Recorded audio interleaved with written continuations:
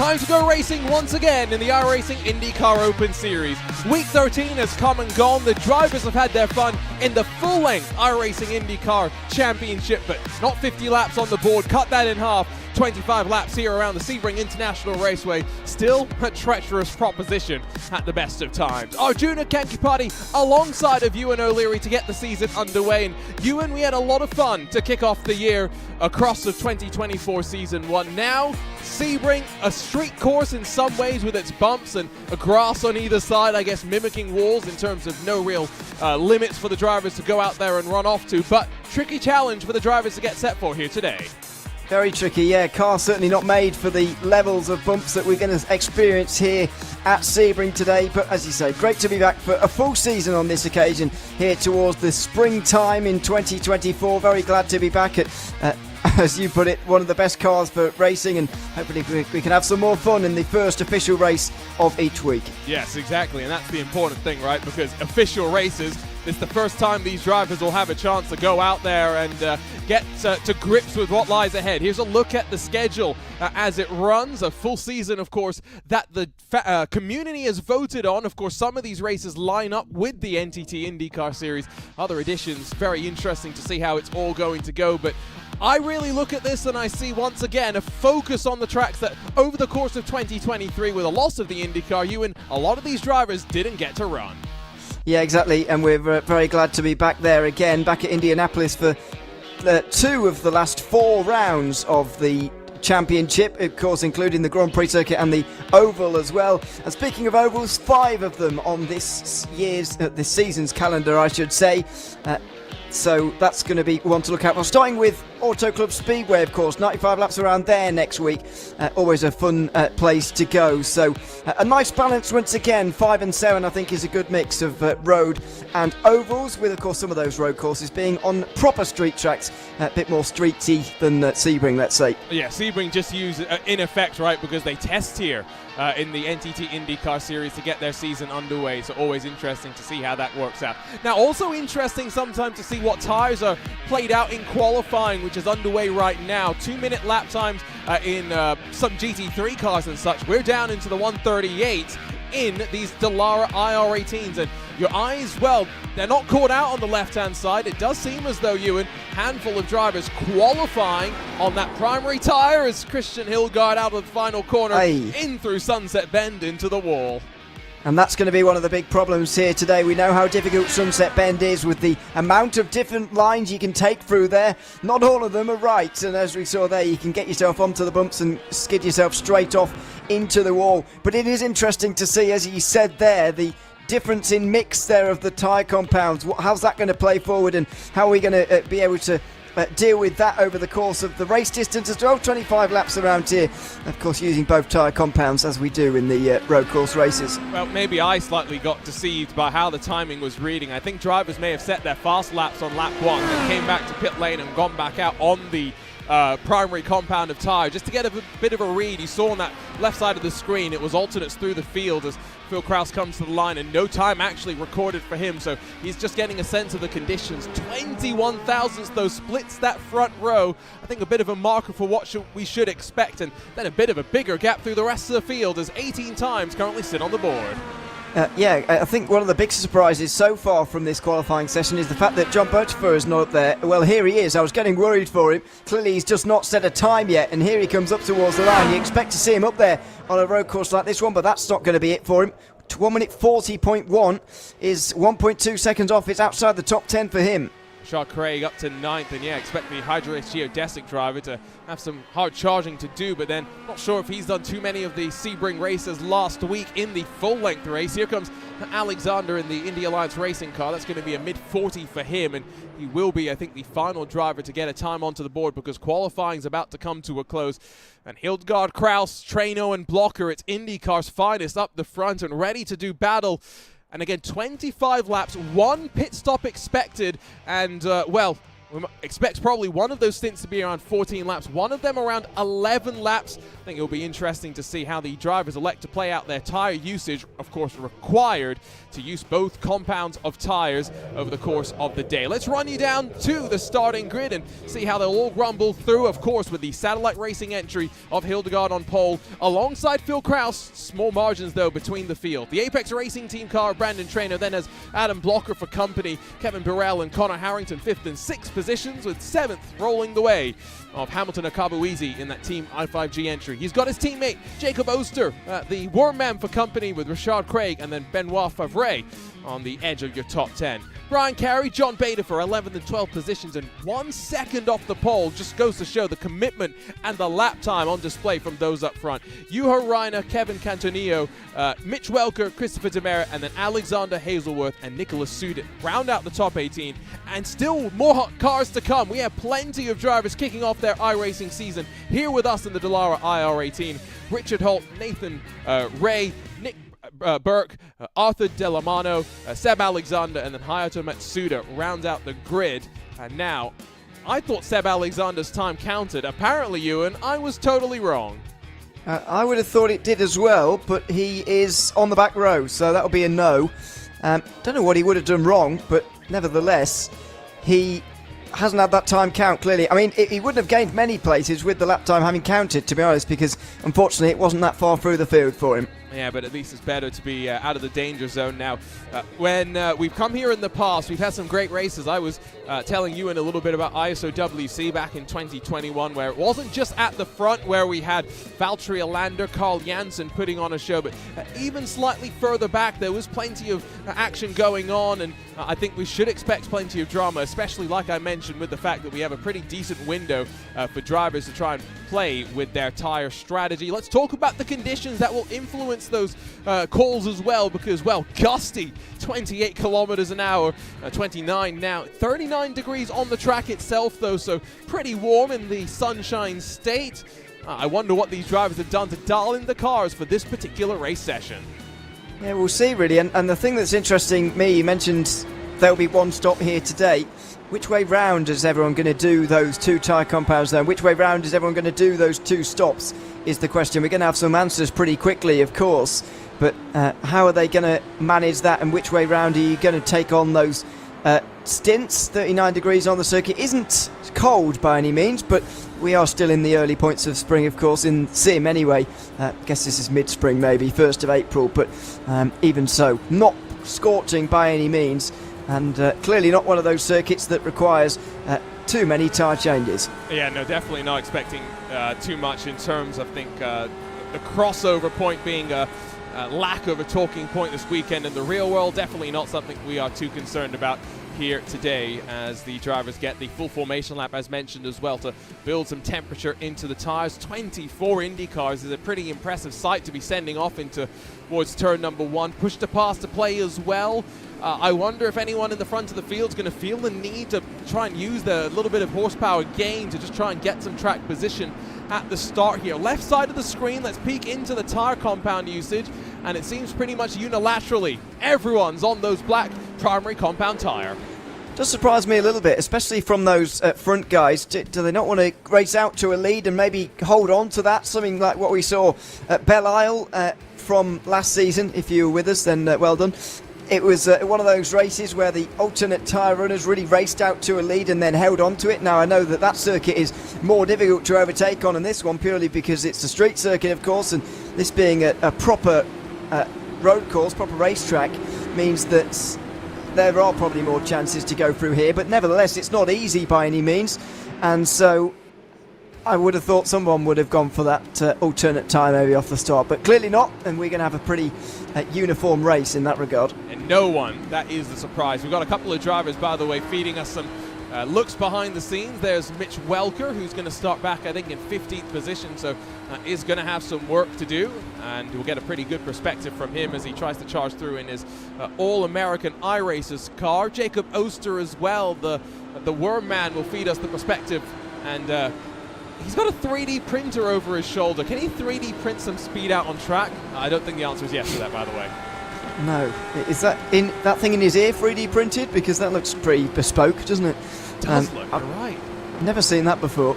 Also, not seen a racing driver driving with those sort of not headphones that cover your ear, whatever they're called, for quite a while. As I talked about before, it's very important to hear what you're doing in sim racing. That's a good point, actually, yeah. But I guess he's got the benefit of probably not having too much distraction around him. We often talk in sports car racing about the fact that Dane Warren used to race in the same room as his brother Ethan in some of the big, V8 Supercar Championship events, and can only imagine how distracting that is. You don't really want too many distractions at a place as difficult as Sebring as well. I mean, you look at Sunset Bend, Ewan talked about a million different lines, only a handful of them really quick in these cars, and it's so bumpy. It will unsettle some, hopefully it won't unnerve some, as we see the pace car off and away, green flag in hand, and Christian Hildegard, Phil Kraus separated by 21 thousandths in qualifying. Well, already separated by about 2-3 car lengths on the run towards turn number 1. A great jump from pole position, and someone sent it three wide. Brandon Treno gets the rear end stepping out on him, but he's brought his Apex Racing Team machine back into a straight line, hopefully with little damage. It's 2x2 outside of the top 10 as we sweep out of Big Bend and towards the hairpin. Phil Kraus gets the rear end stepping out. Now, I think Brandon Trainer was trying to send it down the inside of Phil Kraus into turn 1, but wasn't quite left the space that he thought he was going to get, and so had a huge slide through turn 1. Great save, but it means that he's right in the pack now and under pressure. A big slide on the way in towards the hairpin there from Jacob Oster as Benoit Favre there gets down the inside and through. I think now Oster might have just lost out to Brandon Treno. You can see the separation starting to build. Push to pass unused for Cantonillo in the number 15 entry, as they now still just continue to hold each other up in that grouping behind. Phil Kraus clearly content to ride as out of crucial tower turn. You're going to see the margin between second and third already up to a full second as one car off and into the gravel. That was Cantonillo just about holding on. Looks like we've got everybody through this opening lap, which is a good thing. Certainly at a circuit like this one, which really does scare you on the way towards turn 1. That was Favre going off, Benoit Favre out of 7th place across the chicane there at the sort of end of the lap here, and now he's going to be under all sorts of pressure as well from a very lively midfield. I mean, there's plenty of push to pass usage actually on this opening lap, maybe a bit more than I thought there would be, but as we cycle back to the line, there's no change within the front 2 positions, and then Adam Blocker, Kevin Burrell all gaining a spot after Brandon Treno's issues on that opening lap. Just look at the field though, running their way in towards turn 1, the cloud cover somewhat settling in. Go back to that opening lap, the opening corner, and try and figure out what happened to Brandon Treno here, who I'm not sure if there was contact, but what great car control to hold on. No, there certainly wasn't contact, and I'm not even sure that he was actually searching down the inside of Kraus. He just seemed to be losing the rear end on the inside there for whatever reason. It seemed pretty innocuous. The amount of speed that he took there didn't seem abnormal by any means. Maybe that slight bit of speed difference surprising him, I'm not sure, but fantastic save, really brilliant save, and great avoidance from everybody behind as well, including someone who had to take to the dirt. Yeah, and well, speaking of taking to the dirt, that's just running a bit too wide and maybe being a bit too greedy on the power, and unfortunately a couple of positions lost in the sequence. One car down on pit lane, and I think it's going to happen here out through turn number 1 as Mitch Welker gets escorted out wide and somehow misses the tyre wall and still comes to a stationary halt. Oh, I didn't even know the tyre wall had a break in it there, and so that just shows you how often people crash down there. This is one of those really awkward moments that happen at turn 2 when there's that just little kink to the right there, and you think that you're clear. You're certainly not. Straight into the grass bank there on the outside, and that's going to be a couple of cars severely damaged, if not out of the race. Just one of those awkward moments when the sort of straight, there's a bit of a bend in the straight there. It confuses everybody in terms of where they're meant to be. It might have been Alexander Hazelworth who's dropped to 23rd. Juha Reiner, I don't know if he started from pit lane to try and stay out of trouble, but he's got some work to do from the back now. As to the line, Treno gets in front of Harrington. Baderford just gets in front of Rashad Craig, so there are some drivers having to chop and change and charge their way on forward, but already Adam Blocker has lost 2 seconds or so to the top 2, and a lot of these drivers have had plenty of practice. One driver that has had almost no practice is Blocker, who's come off his first race weekend with Hunkos Hollinger racing, being a race engineer, of course, with Augustin Canapino off the plane into the sim and still sitting in 3rd. That's quite impressive dedication, by the way, to come and join us on a Monday night. Got a championship to defend. that is true, but I don't know if I'd quite have the energy resources after. Maybe I'll just get more. Maybe he's more used to plane rides than I am. That's entirely possible. But fair play to him. Couple of seconds off the lead, and as you say, especially down on practice, which is a little bit abnormal compared to what we normally see. This is normally the first official of the week, but can we really call it the first official of this week? Because some people have been doing multiple full-length races over the weekend. I mean, it's not exactly like they're coming into this completely dry. I think Kevin Burrell's done probably 2 or 3, if not all 4. I can't quite remember. Well, exactly. But yeah, he's definitely at a somewhat disadvantage. That's, by the way, a camera position that only can exist in the sim, because we've basically strapped a GoPro just off the back of the, whatever you want to call it, the rear wing attachment that unfortunately for Linus Lundqvist this past weekend seemingly came detached. Whoa, that's an interesting line from Burrells. Was able to hold on to it. Betafor on the button though, past Brian Carey for 10th position. He's up 2 spots so far in this race. Yeah, not the progress at the rate I was quite expecting from Betafor, but I guess it doesn't happen overnight, does it? And so he's just working his way through one by one. Slightly concerned about the push to pass he might be burning through here, but in doing so, but you've got to do it. You need the track position, because the longer you stay behind these drivers, you're not sort of gaining time in the way that you should be. See there, he's already used 2 on his 2 passes for position so far, but he's already 8.5 seconds off the lead. This is what happens when you qualify down the field. Yeah, and you know, you talk about the push to pass. The other thing to keep in mind is fuel, because that does burn just that little bit more fuel as well. And if you're trying to hit a specific number and maybe make your stint on the alternate tires just that little bit shorter, we do have a decent amount of wear and fall off on that compound of tire, which is why I think we've seen most of the drivers elect to start on the primary, because they're expecting through the course of the afternoon into evening that track temperature to come down. It's already down to 37 degrees from 39 when we first looked. And Ewan just naturally cooling off through the day, you'd expect those tires to last a little bit more at the end of the race. Yeah, exactly. It's going to cool down, I would argue, even further as well when it finishes around 4:15 in the evening. And at that time of year, temperature does start to dip off even at that time in the day. So we're not going to have any issues with light per se because of the time of year, but maybe with temperature and just coming down from those high 30s and already getting towards those mid 30s. Is that why they've gone for the red stripe tyres towards the end here? Is that why they've delayed that stint? Because you want to be on the softer compound for as long as possible, of course, and you'll be able to do that at the end of the race with better temperatures. Maybe that's a theory as to why everyone's gone for it in the second stint. I think the fun thing that we should expect, though, is fastest laps coming in the final stint, though, because they'll be on the faster compound tyre and they'll have the cooler conditions. Right now, fastest lap sits with your race leader, and that came a handful of laps ago. He hasn't really fallen off. He was only about 3-4 tenths slower that last time by, but maybe not getting the most out of the tyre and trying to make it last just that little bit longer. One more driver down on pit lane. Juha Rainer, as we take a look at the RaceSpotTV replay, and that's not looking right before he even got through that Cunningham corner. He's got something sticking out the side of his car. I mean, I can't even see what it is at the moment, to be honest with you, but that looks exceptionally odd. I've not seen that for quite some time. You know, what is that? It's his side pod, which he's apparently already managed to damage. Now, it's fine here. Does he manage to shake it loose on the bumps of Sebring? It's entirely possible, I suppose. They are violent enough. It all of a sudden seems out of place there, doesn't it? Well, no. Oh, no, you're right. There we go. Yep. In a braking zone. It's just popped out. Who was behind him? That would have been Arthur Delamano. So let's see if we can grab another look from his perspective. I mean, no. There's no contact. There's definitely no contact. That one we can promise you. Yeah. That's puzzling. Yeah. Have you ever? No.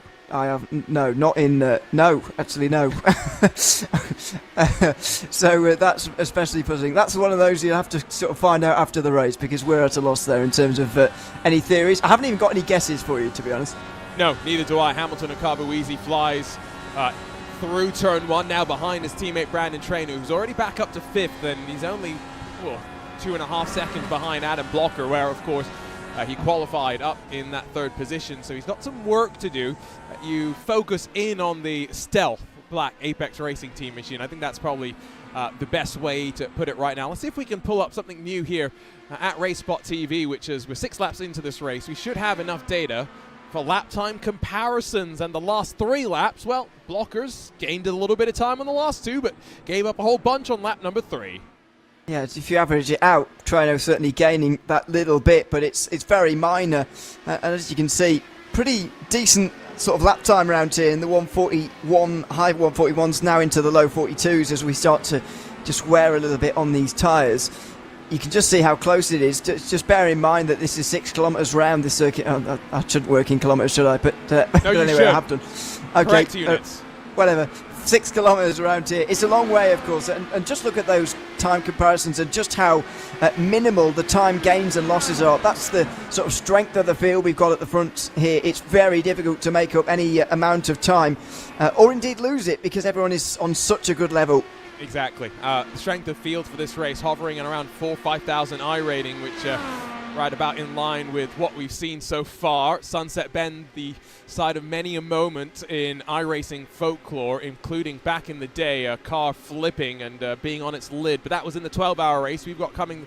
That's coming up, I should say, in a couple of weeks' time. Beta slides past Benoit Favre, but then a little bit wide on exit now. And that 14 slide alongside and challenge. Don't think you'll have the speed to be able to do so, and that Hydrate's geodesic machine just slowly stalking its way through the field, now up 3 from where it started. The race leader, though, it's been quiet up front so far. It has. Phil Krauss is not letting Christian Hildebrand go by any means, but he isn't challenging either. A little bit more loss on that last lap, but when the gap's lower than a second, you just don't know which way this race can still go. You do begin to wonder how early we can call this one a 2-horse race. We're still pretty early days in this one, but you would expect now, a quarter of the way through, we probably can say that this is a 2-horse race already between Krauss and Hildebrand. I was going to say, you're going to make the mistake again. Dear me, I'm losing my marbles entirely. But yeah, it's between these two, isn't it? And there's very little to choose between them. I mean, let's be fair. If you're going to mistake anyone's name, at least you should be called mixed up with a real IndyCar driver. So we'll forgive you for that one. Could have been worse. Yeah, it could have been worse. That margin, though, it's hovering. It could flash over a second at any point. And last lap, Krauss lost 0.3. When we came here in the ISOWC, which at this point now, it's crazy to think is 3 years ago, Valtteri Alander was the master of the black tires. He had a bit of magic on them that seemingly no one else could replicate. Doesn't seem as though anyone else has that same little magic touch just yet, but we'll keep it in mind maybe closing into the final stages of this race as Brian Carey trying to stop falling backwards in the field. Christopher Merritt up the inside and trying to make something happen. That's quite a nice line actually from Kerry there to just have a wide swing in, and as long as the driver you're defending from doesn't dive down the inside, even doesn't have to be a reckless one, just has to dive there at all, then you can get away with it and you can get a nice exit too. So Kerry dealt with that pretty well and holds on to 12th place as a result. But Christopher Demerit here moving through the field, and you'd expect to continue to do so, already up 3 places on his starting position of 16th. I'm just saying, if anyone from IndyCar is watching, what you should really do if you need another OEM, Christopher Demerit engines, I mean, they power Team i5G and the Apex Racing team. You can see it on the side of their car. It's not a Honda, it's not a Chevy, it's a Demerit car that's now powering that 60 to 70 horsepower burst with another one of those push-to-pass being burned. Not going to be able to take advantage of it, and that is frustrating. When you try and use it, you lose out, and well, Christopher Demerit's now down another push-to-pass, although you look at the numbers, doesn't look too bad. No, and on average around here you can use one using very simple maths, around 2.5 laps, every 2.5 laps or so. So anybody lower than 7 at this point is probably burning through them too quickly, but nobody is. Everyone's keeping nice and in check with regards to that. So nothing wrong with that, and nothing wrong with a bit of ambition here to use those push-to-passes. I mean, you often shy away from them, especially early on. You want to keep something back, but there's no point holding them back if you're not going to be near anybody at the end. You might as well use them while there's cars around you. I mean, Christian Steele, 2022 iRacing Indy 500 winner, says they are an unfair advantage to Merit engines, so just keep that in mind. We'll have to bot them for any future races moving forward. Now, Adam Block has lost a bit more time, and you know, it doesn't look like a lot, but putting those 2 wheels into the gravel, suddenly that margin's grown to 4 seconds between second and third position, and Brandon Traino has gone from sliding through turn number 1 to now being within 1 second of Burrell and that battle for the final step on the podium. It's all starting to clog up a little bit here for third place, and you can see that Blocker has realised that. He's just acknowledged that in his mind, because there was a little bit of car behaviour there that suggested to Kevin Burrell, yep, I can see you there, but we're not quite in a battle just for the moment. It was on the way down towards turn 7. The hairpin, of course, one of the better overtaking opportunities, actually, if you get a good run off of 5, but difficult to do from the distance that Kevin Burrell remains at from here, and certainly difficult from the distance that Brandon Traino is at. He needs to gain quite significantly, or a significant amount of time to really challenge the two ahead. But you can just see in the car behaviour, Blocker knows that Burrell's there, and he's just watching the mirrors now. Hypothetically, right, if the fuel window is 14 laps, 15 with saving, let's say you probably aren't going to be saving too much. Let's say you do 14 laps. That means 11 laps then or so on the alternate compounded tyre. Are you going to want to come in a lap or so early and risk running a little bit longer and incurring the wear just that little bit earlier? I don't know, but I'm also not a strategist, and as much as I am part of Powerslide Motorsports, I probably don't pay as much attention as I should, so I can reveal secret information that my teammates wouldn't be too thrilled by. Let's go back in the pack, though, because track map will show you that while the field's being split up towards the front, look, 14th on back, 5 cars still in a train and fighting their way on through, 30 seconds off of the race lead. Yeah, this is where the action really is in the field, while the leaders are following one another and indeed even just trying to catch up to one another, to be honest. Real battles are happening back here for sort of 14th place on backwards, and well, nobody's side by side for the moment. You can see battles brewing here, and something maybe over the horizon for these guys. Just on that thought, by the way, in terms of pitting earlier, maybe a lap or two, I don't mind the call to pit early, to be honest. I think it's fairly difficult to bet against track position, so if you can grab it somehow, then I think it's worth doing. Yeah, I'm just trying to think about, last lap passes that I've seen here, and not just in IndyCars, but across of iRacing. Things that spring to mind: BMW Sim GT Cup, when we had BS competition as well as Team Redline fighting on the final lap with contact on the final lap through the hairpin. Don't think you can get away with that in these Indy cars, and that's why you're on the outside here through Cunningham. Be careful, try and slot back into line, and Richard Holt really holding up Nathan Ray, Hayato Matsuda and Seb Alexander, and these are all drivers, of course, that are now being slightly separated out from those up through the field. It is starting to slightly box on up for those even in the mid-pack. I mean, Jacob Oster's got some margin up to Connor Harrington, but it's only 1 second back to John Baderfer, Akabuizi, Traino, Burrell. I mean, this is the type of phase of the race where the tyres have fallen off slightly, but they're still giving you a bit of grip. You can't afford to make too many mistakes.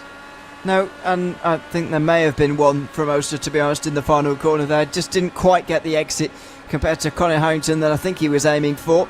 Oh, as he slides out of turn 1 and saves it just about, gathers it up well, and not a single expression on his face either. Do you remember last season when we had that moment? I forget what track it was where he spun, but we just had his webcam up at the same exact time, and there was no reaction from him at all. I don't remember that. I'm going to send you that GIF because I've got it saved in my favorites, and we might have some more. Oh, that car's not looking very friendly to him, is it? That time there was an eyebrow raise, though. It was just a little bit too hard on the rear brakes there, and he did slightly display a bit of shock, to be honest, as he was sliding his way through the turn. And now, of course, it's sort of a snowball effect here. Once you lose the rhythm a little bit and you start to make those mistakes, you start to have those slides, they can come up on you a little bit more quickly. So need to be careful of that it doesn't get out of hand in the near future. You can see Christopher Demerit, by the way, he has come down pit lane slightly earlier. He's thrown the alternate tyres on. You can see that on the left side. You can see it on the car itself. We'll give him a bit more grip. Can he make the undercut work? That's what he's hoping for. On this lap in particular, though, I mean, our fastest lap of the race of 41.3. Our race leader last time by 41.6. This time by going to be pretty consistent. Another one of those 41.6s. We're not seeing fall off from this primary tyre. Let's see how quick Demerit is, though, on those alternates. Yeah, that's going to be the real key now. how much joy is he getting with those, but what is the life going to be like? I think more importantly, at the end of the race, that's going to be the real pressing thing for him. John Butterfield makes up another position here as Jacob Oster's beginning his slide through the field. If there's anyone inside the top 10 I think should come in for alternates, it might be Oster, because these tyres seem pretty finished anyway. Yeah, I'm surprised he hasn't followed in his i5G teammate, as Demerit's on the button, so that might give us a bit of an unfair comparison. He did a 42.3 as his fastest lap, so he's been about 1 second off of your race leader in terms of optimal time so far. Not sure what that will mean though in terms of the crossover point on tyres. Blocker, by the way, still losing time, about another second since the last time we checked in with him. And I think maybe Brandon Traynor has, since catching the back of this pack, not forced the issue just yet. No, and I don't think he needs to here. I think he's just sat waiting and might just duck into the pit lane a little bit early, maybe stay out a little bit longer. Will he go one longer and maybe use a couple of push to passes around an in-lap to try and get ahead that way? It's maybe worth thinking about, but Blocker and Burrell in front have not really been challenged by Treno, and to be honest, it would be surprising to see that change before the pit stops. I mean, that's a replay, by the way, of just from up above, the wiggle that Jacob Oster had to deal with. We'll take another look at it and maybe just see. Super zoomed in. I mean, it's a bumpy turn one. That's not the same thing that snapped on Brandon Traynor, though, on the opening lap. Of course, the teammates probably running similar setups, just trying to get a sense for how that car got unsettled. Yeah, it's difficult, really, and sometimes it's one of those things, isn't it, that for unknown reasons, you just seem to slide a little bit more than normal. There is obviously a reason, but it doesn't seem very obvious to you as the driver at the time. But he did well to gather it up, I think, is the main thing there, and he didn't lose that much time, although he's losing quite a lot of time now in the race, to be honest. I really would be into the pit lane if I were him, but he's still out there. Yeah, I mean, lap 13 at this point, you surely bite the bullet. Demerit still waiting for the time, by the way, so we'll get an update when we can on the speed comparison. Just focus in on this fight as Kraus has closed the margin for the lead down to under 0.6 of a second, so maybe starting to bring it back in as we get ready to see drivers into pit lane. Seb Alexander, the next driver to have made his way into the box. So one by one, the marks being ticked off. Here's a look at the battle for the lead, though, as Kraus in that bright pink private label Team Hype car tries to chase down with traffic up the road. And he is a bit closer than when we were last looking at them. The gap was around a second, and it has been as low as maybe 2/3 of a second. So Kraus is gaining right now and just closing. Maybe he was just keeping his distance for the opening 10 laps in this race and has decided to push on now and close in. In fact, he's been here for a few laps now. You can see there the gap very similar and maintaining a distance in the last 3. But previous to that, Kraus was able to gain a little bit here on Hildegard. Over the line they'll go again to lap 14 now with no stop. I'm pretty sure this is the lap where Kraus closed a bunch. We go back to those times, and it was about a 10th and a half. So yeah, that is really where it's shrunk just that little bit more. Brandon Traynor has bailed and decided, you know what, time to pit. Surprised that Jacob Oster isn't following him in. And Oster's staying out 1 lap longer. He's a little bit stubborn, I guess, when it comes to the strategy. Yeah, he's not adapting on the fly at all at the moment. He's now 1.6 seconds behind Butterfield, who, even further actually, who overtook him not, 2 minutes ago.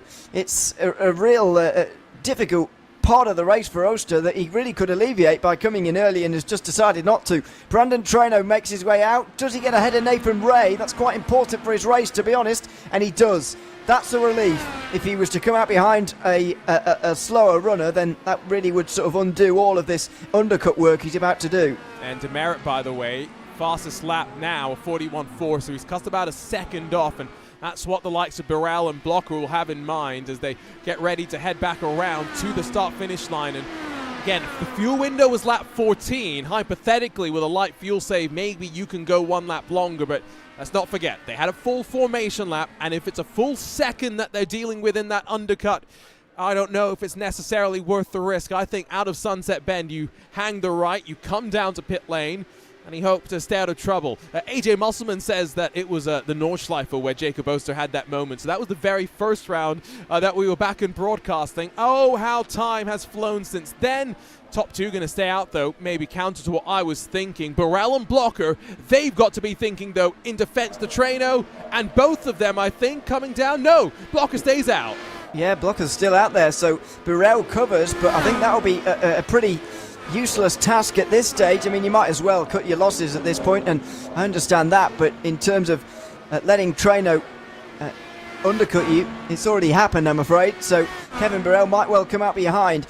We did already see Treno use one push to pass on the way round Big Bend and towards the hairpin. He is now on the rear end of a lapped car, of course, as it's side by side for the lead. It's going to be aggressive here through the traffic. Kraus going to get squeezed out and onto the grass, but as they fight for the lead, this is going to cost them time, and even though they've got 5 seconds behind, undercuts to think about, side by side into Cunningham. Does Hildegard cut his losses? No, he sticks it up the inside. No contact somehow in some great respectful racing, but a change for the lead, and Phil Kraus on top. And the inside front there for Hildegard was locked up to make sure that they didn't make contact, and if not, he would have gone careering into the side of Kraus there. And not an inch given between the two of them, but respectful racing, as you say. Phil Kraus somewhat surprisingly heading his way in front, but surely they'll be both pitting in nose to tail very shortly, because they've already run quite a long time. Hildegard certainly has got to be in here. He seems to be struggling now. I think they'll both be in, and you can see, by the way, Treno 7.5 seconds stationary. I think he saved some fuel once he caught back up, because Burrell 8.7 seconds, a lot longer than maybe expected. Now, will the two leaders be in this time by? Did Kraus really just want to lead into the pit box? It could have been that case, and oh, there's no real drama between the two of them, as Blocker will follow them in, but what a pass that was. 3 seconds the gap between Treno and Burrell. Does that mean that he's now 2 seconds off of the lead? Could he be alongside as we get back towards turn number 1? I reckon so. I think Blocker will certainly be in 5th place by the end of all this. There's no doubt about that in my mind. At the end of this pit stop phase, they both come to a stop. Kraus, you'd imagine, will leave first, although it's a fairly long stop for Kraus in terms of comparing that to Treno.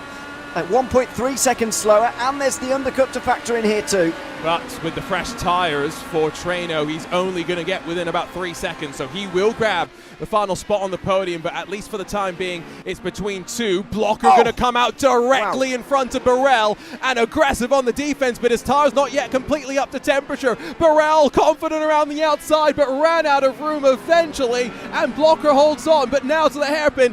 Burrell on the push to pass. He's going to surely have another go, but it will have to be the outside.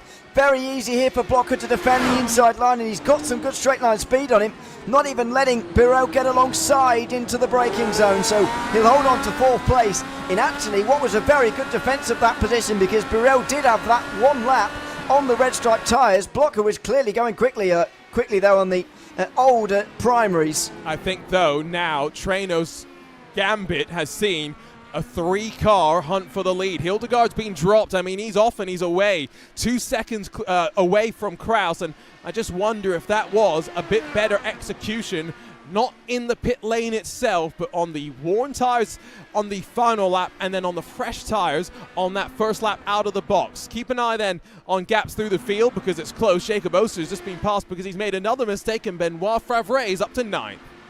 Yeah, good recovery actually from him, considering he was slipping backwards early on in the race. I think it was a bit of both up front. I think Phil Kraus did a good in-lap, of course, on a little bit, but I think the out-lap has been the real kicker for Christian Hildegard. We'll see the actual times, although they don't actually tell you an awful lot when they're coming out of the pit lane. I think it will read that Kraus has been a lot quicker on this out-lap, I'm afraid, and has created a real big gap at the front.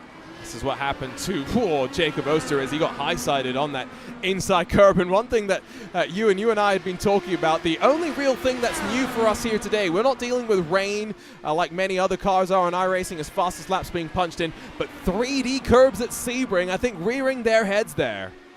Yeah, and as you said, sort of almost a motorbike high-side sort of thing, whatever you call that, I don't know. But IndyCar on 2 wheels is a very odd sight to have down here into the hairpin, especially at low speeds. There it is. don't necessarily want to be all over these curves anymore that have just changed and added a slight factor in for these road course races this season. And so it's a preview for us, right, ahead of the Sebring 12 hours of what that adds, aside from the rain that we will have to deal with. Connor Harrington searching for a way past a Kabuizi, but Betafer's closed as well. It's 3 cars in this fight for 6th position as out through Tower Turn. Harrington going to pile the pressure on in the teal-blue private label Team Hype car behind the pink, yellow, green. I'm not sure all the colors that might be on. It's pink, yellow, and black on that Team i5G machine of a Kabuizi. Just look how many drivers have saved their push to pass you in for the second half of this race. Yeah, it kind of makes me wonder what the point is really, because they're not battling with anyone anymore. And so if they're all using it and they're all alone, what's the point? They're all going at the same speeds, and they can all, they've not got no fuel concerns. They're all separated by a couple of seconds. Hildegard did go faster than Kraus, evidently, on that last lap, but it's not exactly a big difference between the two, and it's just very puzzling, to be honest, why they would wait to be alone rather than using it to overtake. And what I've just noticed, by the way, is Kraus actually did set a faster lap time than Hildegard. Just didn't count because he may have ran off the track maybe through turn number 1 and cost himself that purple mark next to his name. Now, Jacob Oster, I mean, how aggressive does he want to be given what a up and down roller coaster Sebring has been for him already? He'll look to try and set something up out of here. Now, push to pass still very much to play, and there he goes onto the button, and 60 to 70 horsepower are going to give him the chance to look to the outside. Bumpy braking zone no matter which side of the track you are here on, and Favre is going to be able to send it deep. Oster's going to switch it back alongside, and then as the 14 almost gets loose on the curve, Oster finally grabs 9th for his own.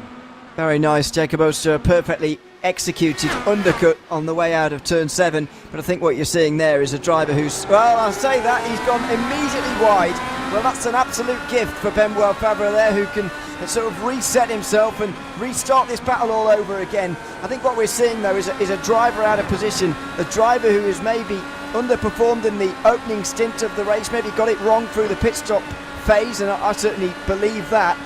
Now he's sort of recovering those losses. He's got some new tyres on, a bit of new ambition here in this race. And we'll keep an eye on this, but there is going to be, I think now, closing in the fight for 3rd, and it's going to be one to watch with keen intrigue because Adam Blocker and Brandon Treno are going to lock horns once more, at least for the time being, though. Oster alongside and try to pinch in many ways. That 14 into Sunset Bend. He'll finally open up and shape up through that long right-hand hairpin, or sail it over the bumps on the inside. Oh! And that's the risk. Favre off into the path of Oster. Rashad Craig's going to lose a bit of the front wing as well. Demerit through, carry through as well. Chaos at Sebring. It was just getting the power on over the bumps there on the exit of Sunset Bend, and a slide from Benoit Favre, I'm afraid, has dramatic consequences. On any normal day, everyone would get through there fine, but 2 cars have got damage. Oster's gone around 2. Rashad Craig is clearly going to be halted now for the rest of this one with only half a front wing.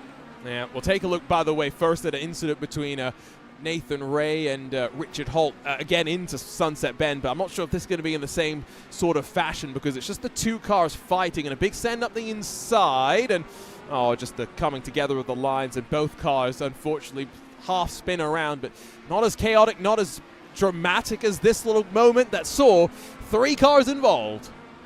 The Favre gets on the power just as he's correcting it. The car comes back to the left again. Rashad Craig can't do anything to avoid, but this is all down to this traction, the loss of traction from Favre there. You see, if he wasn't alongside there with Jacob Oster, that wouldn't have even been a moment we'd barely comment on.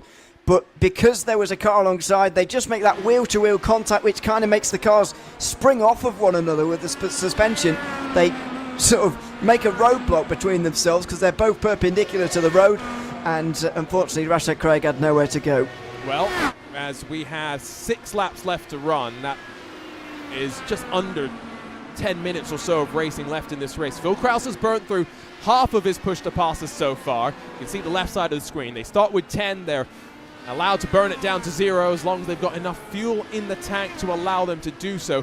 Blocker within 1.2 seconds. And because Treno came in those 2 laps earlier, he hit the fall off of the tire 2 laps earlier as well. Now, it has started to equalize. Treno last time by 41.5. for Blocker a 41.2. However, you've got to wonder if Traino is at an inherent disadvantage in the fight that's about to brew. In terms of tyres, he certainly is, but one thing he has done well is saved up his push to passes for the remainder of this one. 6 laps to go. He's actually probably got too many for the rest of this race. That's not really a thing, but you know, he's got to really get through them quickly in these last few moments. I reckon he'll be able to defend this one at least for a bit of time, because the smart thing he has done, you were saying earlier on, look at everybody on the push to pass. It was like a Christmas tree on the left hand side.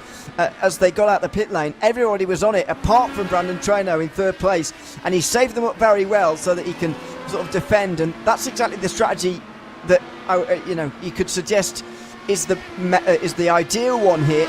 Get into the pit lane early, use the undercut with those red stripe tyres on compared to the old primaries of those who are still out there on the racetrack.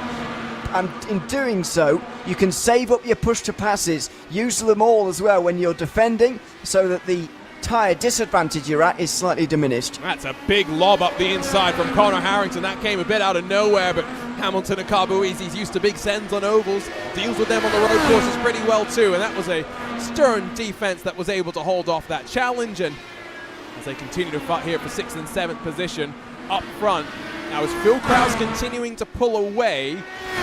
That's the question I'm kind of wondering right now, and the great graphic that we have will tell us the story as Hildegard on the push to pass.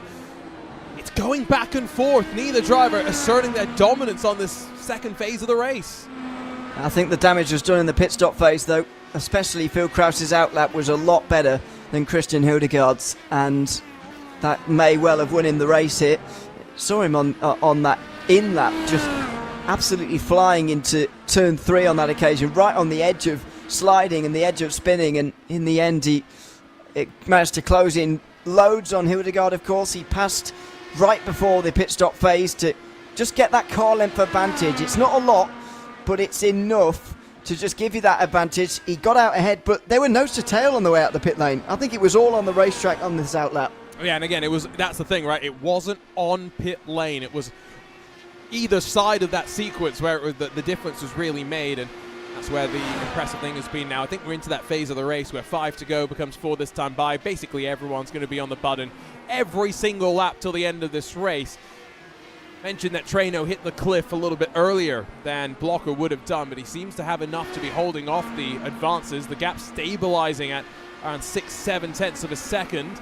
Behind them, Carboese a little bit tighter line than Connor Harrington, who's actually going to lose out a little bit through the corner. I mean, the great thing about Sebring, the reason why they come here to test, it's bumpy enough that it does replicate the street circuits that IndyCar goes racing at quite often.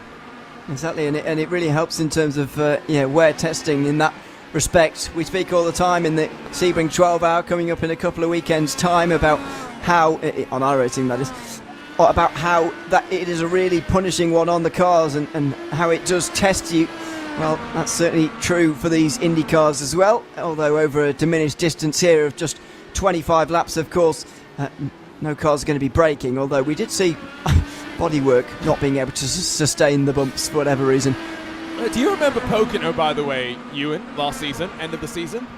Yep. When Rob Malechka's engine decided to no longer engine. Yeah, I saw you talking about that on on your stream on whenever it was, Tuesday, Wednesday. Yeah, we've talked about it a lot. Part of the reason why we've talked about it is there was a line in the iRacing release notes that Rob Malechka is feeling personally vindicated by, where it was like, I forget the exact details, but it was like, remove the 1 in 100,000 or 1 in a million chance that your engine could randomly explode. It was a million, yeah. They described it as legacy code, which I thought was quite funny. Well, legacy code just means code that's been in there for a long time. I know, but I like the phrase. I think I'm going to use it more. To be clear, legacy code for me is any code that's existed for more than 3 years. So I shudder to think for iRacing, a company that's been around for, I mean, in this shape and form of product for more than 20-something years, that's a scary thing. Wonder who wrote that. I mean, and when. My poor manager, I don't know if I should be saying too much about his work career, but mainly because there's a lot of it. But he was saying that there's code that he wrote back in like the 1970s that's still out there in the wild, which if any of my code is still around in about 50 years' time, boy, someone's in trouble, because that code has untold bugs. Now, Is it a bug, or has Adam Blocker just hit that wall on the tyres and he's been unable to close any further? Well, say that. I think he is getting still a bit closer here. It's just a case of whether he's going to run out of laps here, and the more this goes on, the less I think he can go through. And maybe you are right on that last lap. Just 3/4 of a tenth were gained, and those gains clearly going down is a very obvious trend in that 3 laps there. There is a danger, isn't there, when you're in second place here, that you do burn through your tyres a bit too quickly to try and make a move. It's a very, very marginal lap time delta last time by. They're fighting behind Akabueezi and Harrington all side by side out of Tower Bend, and Akabueezi holds on and allows Betafer, who has been struggling to close that gap, to slowly bring himself more into the equation. This again for 6th position is Harrington up the inside. He's going to give it a good send once more. He seems to need the sense, the element of surprise on his side more than anything else to make the move happen. Push to pass. I mean, just look at how many drivers on the left side needing that spurt of horsepower on the run down the Almond Straight. You can tell that we're getting towards the end of the race now. You might as well use them up. There's no point ending the race with them, as Brandon Traynor has miscalculated. Well, and that maybe does explain the shorter pit stop. Exactly. He was over a second quicker than Kraus, 8 tenths quicker than Hildegard. He is definitely on the pit apron. It's not a drive-through penalty. He needs 2 laps of fuel. Yeah, I mean, we did wonder, because no one else went lower than 8 seconds. We were kind of wondering what had happened. Blocker had been charging hard, and I guess unfortunately for Brandon Traynor, slight miscalculation there. He should still, I believe, grab a top 10 finish with all things said and done, just about. And actually, having said that, he's on fresh alternates, has got Brian Carey and Christopher Demerit in front of him. If I was both of those drivers, I'd pull out of the way, because Traynor's going to be charging his way on through. Well, there's 2 laps to go. You might as well try and stay in his way if you want a better result, but we'll see what they decide to do. Here, it will be single file on the way towards the hairpin as Demerit gets closed on by both. Didn't decide to use any push to pass there, but Carey and Traynor did. Traynor's using a bit again here, and maybe he's going to come through already. Like I said, charging hard, you're so much more capable of putting the power down, and he'll take advantage of the push to passes that he's banked to slide it up the inside and in through Cunningham Corner. Not really even a question about that. And Traynor, you'd assume, are going to be not fought too hard by his teammate in the Team i5G entry, as they've got now just 1 more lap to go as they get ready to head to the line. I think, as much as we'd love to talk about a battle for the lead, we've got a fun fight for 5th position. Akabueezi's gapped Harrington slightly, and suddenly Betafer's got a sniff of the draft. He's making me wonder what he could have done with a better qualifying, because he was disappointing a little bit in that opening session, but from 12th place, sniffing a top 5 now, even with Hamilton Akabueezi leading them on to the last lap in that 5th position, ahead of Connor Harrington, then John Birchford, as there goes Brandon Traynor into 8th already. Yeah, didn't expect there to be too much of a question about that, with white flag officially, by the way, in the air, and now everyone just trying to hold on and survive. Got Rashad Craig, who's still missing, by the way, a good chunk of that front wing, has held on as best he can, but Hayato Matsuda's going to slip on through. Now what, the 6 odd kilometers left to survive, but Phil Krause, I mean, a masterclass on that final lap of the first stint to really make the difference. A masterclass again then on the outlap to build the gap, and never looked back after that. No, and he's only extended that gap further. I think there's been a little bit of giving up almost from Christian Hildegard, knowing that there's no threat of his 2nd position in the latter stages of this race. But also, there's very little hope that you can take the race lead away from this man, who really took it away in that pit stop phase. The outlap especially was something to behold, but his consistency and poise for the remainder of the race has just made him pretty unbeatable today. And it is a fun schedule we've got ahead. Hopefully we see a bit more of Phil Krause on Monday nights. The clocks have shifted, of course, in the US, and maybe the schedules for plenty will see them out on track and hunting down this man. On top once more on a Monday night, it's Phil Krause victorious on the bumps of the Sebring International Raceway to open up 2024 Season 2. What a race it was as well. I mean, edge of your seat stuff for the vast majority of the race, and now just a handful of drivers yet to finish up. No real battles on that final lap for us to enjoy. I think most of the fighting had been done in the lap before, and 25 laps at Sebring, it's still a lengthy race. It is, and you can't leave it too late as well, because as you're seeing on the left-hand side, everyone's got push to pass remaining and everyone's using it, so it's very difficult to overtake when the driver in front is doing the same as you. They're the final drivers come over the line in the top 10. Brandon Traynor might be a little bit disappointed with 8th because I personally think he still could have finished 3rd even if he'd calculated fuel correctly. It wasn't exactly like his pit stop time was the thing that got him into 3rd. It was the strong outlap, really. Yeah, that's a bit of a shame for him, right? And maybe it's also a situation where iRacing auto fuel maybe led him slightly astray. I'd never trust it personally. Exactly. Not because it's iRacing, just because I don't trust computers to calculate these things. You read my mind. It's not even that, right? It's just the paranoia that I have about, you know, and especially in the margins like this, right, where, you know, a lot of the time I think it tries to give you an extra lap of fuel, which you definitely don't necessarily want when in a field as tight as this. Maybe it's overcompensating in other ways. There's Phil Krause. Is he going to burn it down? I hope so. We need some. No, we need some donuts. He might have run out of fuel, to be fair, at this point. No but excuse. Disappointing.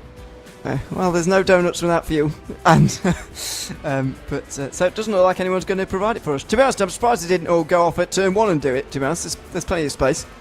You do have to wait a little bit before you can do donuts before you start getting incident points, even after the checkered flag. So maybe that is true. Maybe people are a bit scared, but anyway, boring. Phil Krause victorious and 4 seconds the margin at the end. It was all, though, about that wheel-to-wheel move right before the pit stops that made it happen. For Satellite Racing, Christian Hildegard's been continuing to impress. Second for him in front of Adam Blocker, who flies in, drives, and gets a podium. Not bad. Kevin Burrell and then Hamilton Akabueasy 4th and 5th with Connor Harrington, John Bader for Brandon Traynor. He'll be feeling slightly frustrated with the slight miscalculation of fuel, but does end up recovering an 8th place finish. And then Christopher Demerit and Brian Carey. I was going to say John Bader for Hard Charger worked his way up 5 positions, but Christopher Demerit gained 7 on his way in towards the top 10. 11th for Kevin Cantanillo. And Hayato Matsuda, 12 positions, the biggest mover on the day. Congratulations for carving your way through the field and the trouble. Rashad Craig with no left side, I think it was, of the rear wing, able to grab 13th. An unlucky 13th, it turned out, with Benoit Favre, Seb Alexander, Nicholas Sudik, and then Jacob Oster, Richard Holt, Nick Brick, and Arthur Delamano rounding out the top 20. Just 4 more, of course, then in this top split of competition. Nathan Ray, Alexander Hazelworth, Juho Reiner, and then Mitch Welker, who was saying a little bit frustrated that he wasn't able to really showcase what he thought he was capable in qualifying and was on the back foot from there.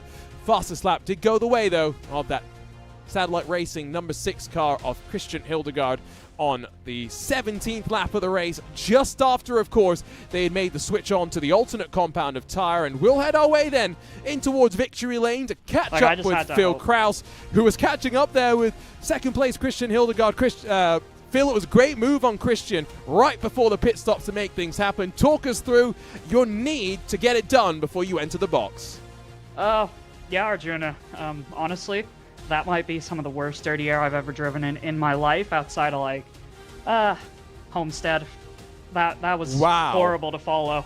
I could not get close to Christian. Like, I knew I had some pace over him, but the closest I could ever get was, like, 6/10. And looking behind me, I think it was Kevin on Adam. He wasn't really able to get close. Same with Traynor behind him. Like, everyone was just stuck, and I got lucky, honestly, because Christian had to fuel save really hard on that last lap to make it that extra lap, and that's pretty much what enabled me to make that move, because without that, I was not getting by him today. We did note that there was a healthy amount of wind, so maybe that played a little bit of it, so interesting to hear your thoughts there. Phil, how many races did you do last week in the iRacing IndyCar series?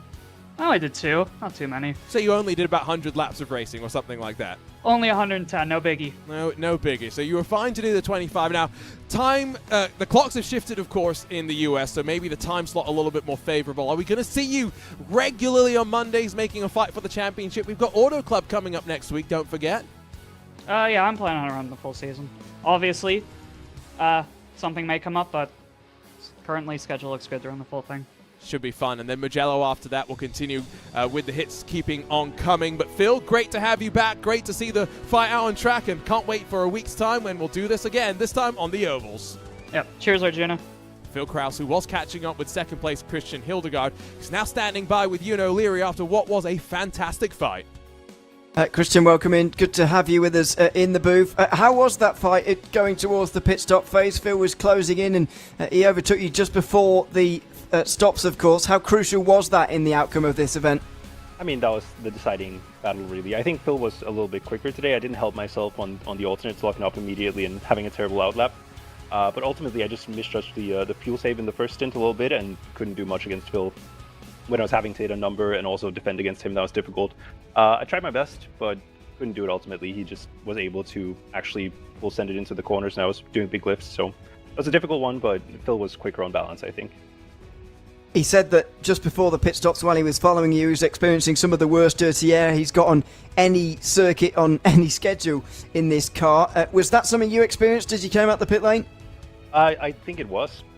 I think it was also a bit of a tailwind. So cold tires, dirty air for the first time going into turn 1, and then a tailwind all just compounded and locked up, went off the track, and that was the race over for me.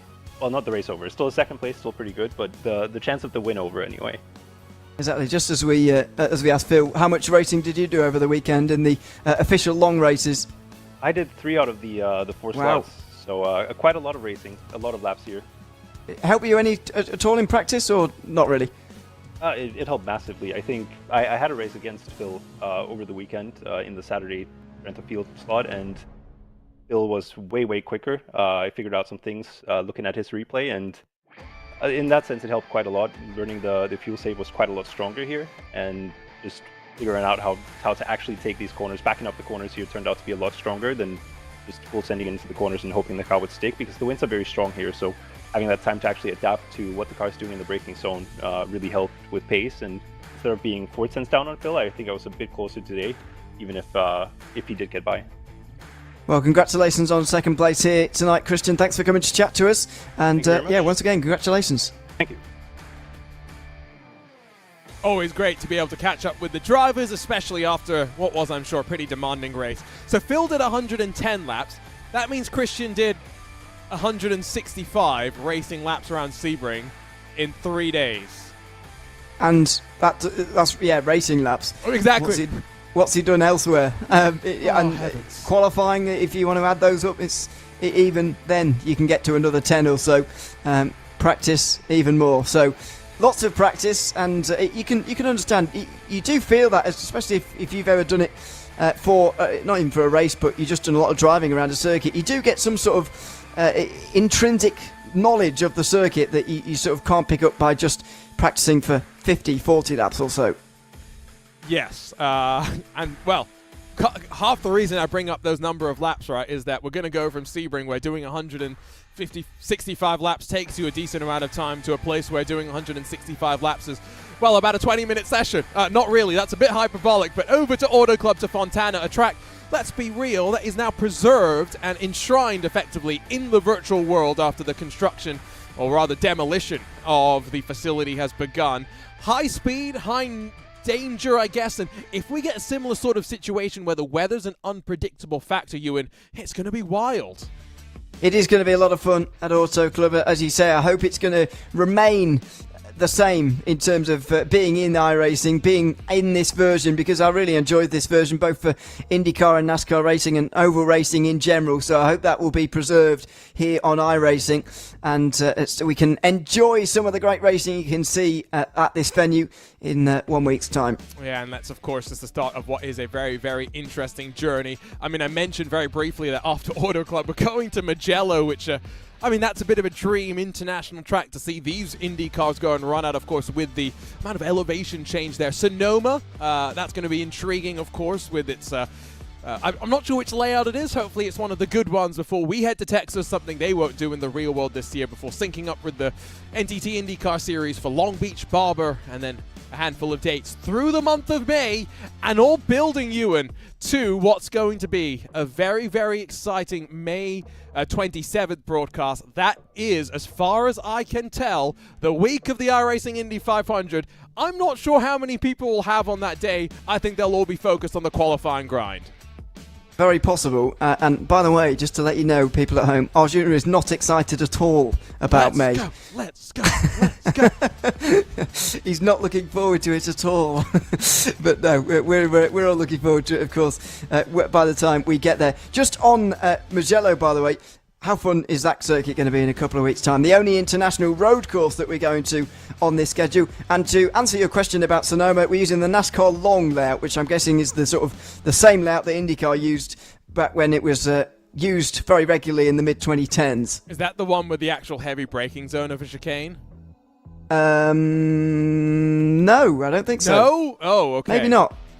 I don't know. Anyway, Sonoma layouts. I mean, Sonoma won't be green. That's the only thing that we know for sure. It hasn't rained there, at least recently, in the virtual world. It's been raining a lot, I can tell you, at the real Sonoma recently. But it's time to say goodbye, and another season has begun, and another season that we're looking forward to covering here on RaceSpotTV. For the team behind the scenes, Ewan O'Leary joining me here at the Sebring International Raceway. Thank you so much for your company. We'll see you next week over on the other coast at the High Speed Auto Club Speedway to do it all over again. Congratulations to Phil Kraus, the first winner in 2024 Season 2.